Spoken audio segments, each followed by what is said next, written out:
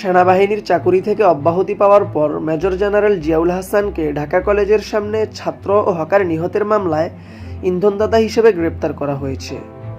শুক্রবার 16 August CMM কোর্টে হাজির করা হলে আদালত তার 8 দিনের রিমান্ড মঞ্জুর করেন।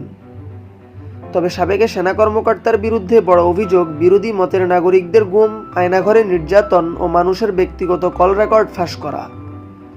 এছাড়া 2013 সালে হেফাজতের ঘটনায় যৌথ অভিযানে সরাসরি সম্পৃক্ত থাকার অভিযোগও রয়েছে তার বিরুদ্ধে। যদিও গতকাল আদালতে আয়নাঘরের সঙ্গে সম্পৃক্ত থাকার কথা অস্বীকার করেছেন মেজর জেনারেল জিয়াউল হাসান। আদালতের কাঠগড়ায় দাঁড়িয়ে তিনি বলেন, গত 7 আগস্ট রাতে আমাকে বাসা থেকে ডিজিএফআইয়ের একটি দল নিয়ে আসে। 8 দিন ধরে আমি আয়নাঘরে বন্দী ছিলাম।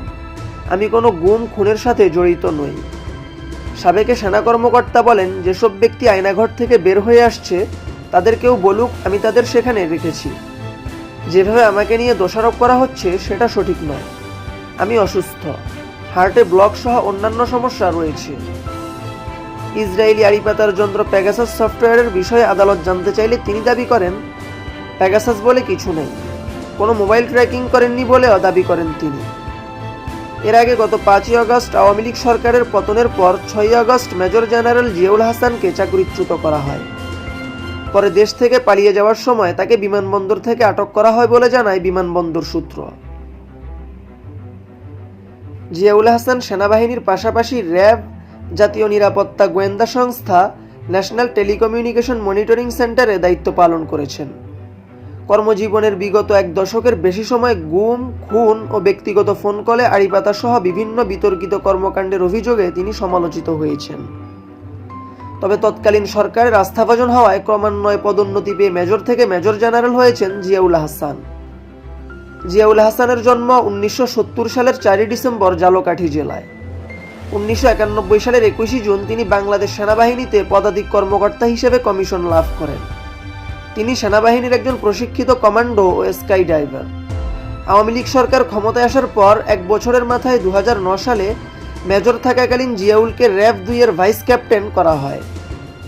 লেফটেন্যান্ট কর্নেল হিসেবে পদোন্নতি পেয়ে ওই বছরের 27 আগস্ট র্যাবের ইন্টেলিজেন্স উইংয়ের দায়িত্ব পান জিয়াউল হাসান। লেফটেন্যান্ট কর্নেল হিসেবে পদোন্নতি পেয়ে ওই বছরের 27 আগস্ট র্যাবের ইন্টেলিজেন্স উইংয়ের পরিচালকের দায়িত্ব পান জিয়াউল হাসান। 3 বছরের ব্যবধানে 2013 সালে জিয়াউল হাসান পদোন্নতি পেয়ে কর্নেল হয়ে যান এবং একই সময়ে তাকে র্যাবের অতিরিক্ত মহাপরিচালক হিসেবে নিয়োগ দেওয়া হয়। 2.5 বছর পর 2016 সালের এপ্রিলে পদোন্নতি পেয়ে ব্রিগেডিয়ার হয়ে গেলে তাকে এনএসআইতে পরিচালক হিসেবে নিয়োগ দেওয়া হয়। 2017 সালে জিয়াউলকে স্বরাষ্ট্র মন্ত্রণালয়ের অধীনে এনটিএমসির পরিচালক হিসেবে নিয়োগ দেওয়া হয়। 2022 সালের 21 জুলাই এনটিএমসিতে মহাপরিচালক পদ তৈরি করা হয় এবং জিয়াউলকে মেজর জেনারেল হিসেবে পদোন্নতি দেওয়া হয়। তিনি এনটিএমসির প্রথম মহাপরিচালক হন। এই পদে থাকা অবস্থায় 6 আগস্ট তাকে চাকরিচ্যুত করা হয়। উল্লেখ্য, এনটিএমসি তথ্য ও যোগাযোগের ডেটা পর্যবেক্ষণ, সংগ্রহ ও রেকর্ড করার পাশাপাশি ইলেকট্রনিক যোগাযোগ যেমন ফোন কল, ইমেইল ও সোশ্যাল মিডিয়া অ্যাকাউন্ট ইন্টারসেপ্ট করে থাকে। কথিত গোপন বন্দিশালা, আয়নাঘর তৈরি করে সেখানে বিরোধী মতাবলম্বীদের তুলে নিয়ে বছরের পর বছর গুম করে রাখার অভিযোগ রয়েছে জিয়াউল হাসানের বিরুদ্ধে। পুলিশও দাবি করেছে জিয়াউল হাসান আয়নাঘর এবং 2013 সালের 5 মে রাজধানীর শাপলা চত্বরে হেফাজতে ইসলামের নেতাকর্মীদের উপর আক্রমণ ও হত্যার সঙ্গে সম্পৃক্ত থাকার কথা স্বীকার করেছেন। ঢাকার চিফ মেট্রোপলিটন ম্যাজিস্ট্রেট সিএমএম আদালতে সাবেক সেনা কর্মকর্তার 10 দিনের রিমান্ড চেয়ে করা আবেদনে এমনটাই দাবি করে পুলিশ। এতে বলা হয়েছে, প্রাথমিক জিজ্ঞাসাবাদে তিনি এসব ঘটনায় জড়িত থাকার কথা স্বীকার করেছেন। যদিও আদালতে শুনানির সময় এসব অভিযোগ অস্বীকার করেছেন জিয়াউল হাসান।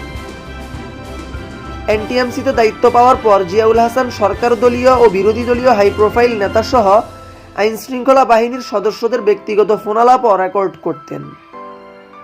বিএনপি সহ বিরোধী রাজনৈতিক দলের নেতাদের ব্যক্তিগত ফোনালাপ ফাঁস করে তা বিভিন্ন টেলিভিশনের মাধ্যমে প্রচার করার অভিযোগও রয়েছে তার বিরুদ্ধে। সর্বশেষ ছাত্র আন্দোলনের সময় মন্ত্রিপরিষদ সচিব, পুলিশের মহাপরিদর্শক সহ ঊর্ধ্বতন কর্মকর্তা ও কয়েকজন মন্ত্রীর ফোনালাপ রেকর্ডের সারাংশ গণভবন থেকে উদ্ধার করা হয়। তাতে আন্দোলন দমনে ইন্টারনেট বন্ধ সহ নানা কৌশলের তথ্য উঠে আসে। এনটিএমসিতে কর্মরত ছিলেন এমন একজন পুলিশ কর্মকর্তা দ্য বিজনেস স্ট্যান্ডার্ডকে বলেন, জিয়াউল হাসান অনেকের ব্যক্তিগত ফোনালাপ রেকর্ড করতেন। বিশেষ করে বিএনপি নেতাদের কল রেকর্ড করে সেগুলো নিজে শুনতেন। কোটা সংস্কার আন্দোলন চলাকালে গত 17 জুলাই থেকে মোবাইল ইন্টারনেট বন্ধ করে দেওয়া হয়। পরে 18 জুলাই থেকে ব্রডব্যান্ড ইন্টারনেট সেবাও বন্ধ করে দেওয়া হয়। 5 দিন বন্ধ থাকার পর ব্রডব্যান্ড ইন্টারনেট চালু করা হয়। আইনশৃঙ্খলা বাহিনী সূত্রে জানা যায়, তৎকালীন তথ্য প্রযুক্তি প্রতিমন্ত্রী জুনায়েদ আহমেদ পলক ও major general Ziaul Hasan data সেন্টারগুলো বন্ধ করতে নির্দেশ দেন। কয়েকটি ডেটা সেন্টারে হুমকি দিয়ে বন্ধ করেন জিয়াউল হাসান। আওয়ামী লীগ 2009 সালে ক্ষমতায় আসার পর থেকে 2015 সাল পর্যন্ত বিএনপি জামায়াতের শতাধিক নেতাকর্মী গুম খুনের শিকার হন। এই তালিকায় ইলিয়াস আলী, চৌধুরী আলম, সাজেদুল ইসলাম সহ একাধিক হাই প্রোফাইল নেতাও ছিলেন। অভিযোগ আছে, বিচার বহির্ভূত এসব হত্যাকাণ্ডের মিশন বাস্তবায়ন করেছেন পুলিশের এলিট ফোর্স র্যাব। গুম ও বিচার বহির্ভূত হত্যাকাণ্ডের সঙ্গে সরাসরি সম্পৃক্ত ছিলেন জিয়াউল হাসান।